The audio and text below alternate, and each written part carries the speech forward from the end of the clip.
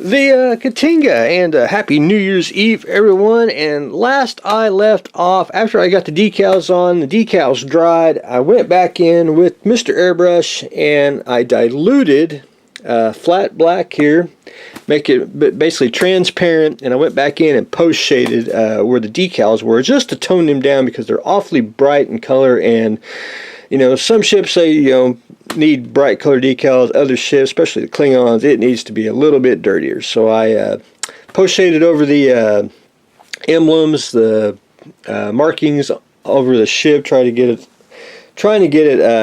the color very muted down, because decals should look like it's part of the ship. And if you can see it, I did that on the bottom as well.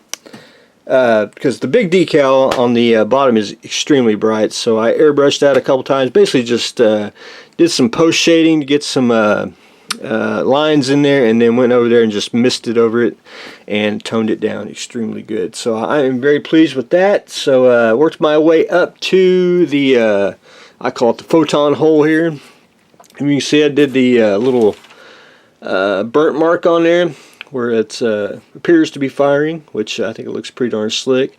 Toned down the gray around the bulb and the head there.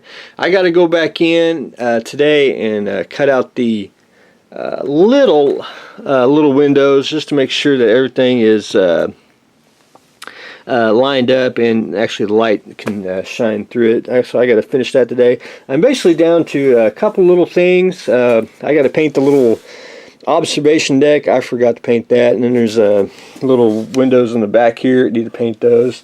But other than that, I've been going in and taking some pigments and just dirtying up along the areas. You can see on the inside there, getting some blacks and some browns, just kind of dirtying up a little bit here and there. You can see on the head, trying to get in the nooks and crannies. Did it on the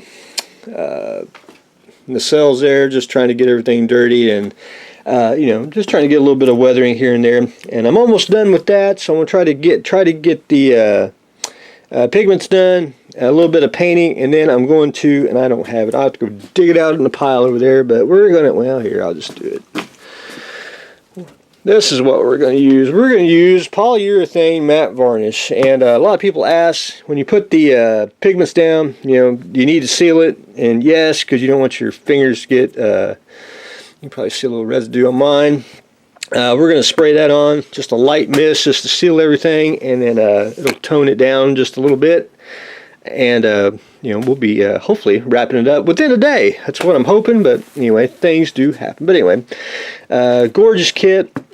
I'm looking forward to finish it, and then after we finish it, then we'll got to clean up the workbench, and then we're going to probably start something new, and then I'll probably go hang it in the hobby store, because that's where it needs to be displayed, so drum up a little business for the hobby store. But anyway, that's another subject. We'll talk about that later. But anyway, that's what I've got going on today.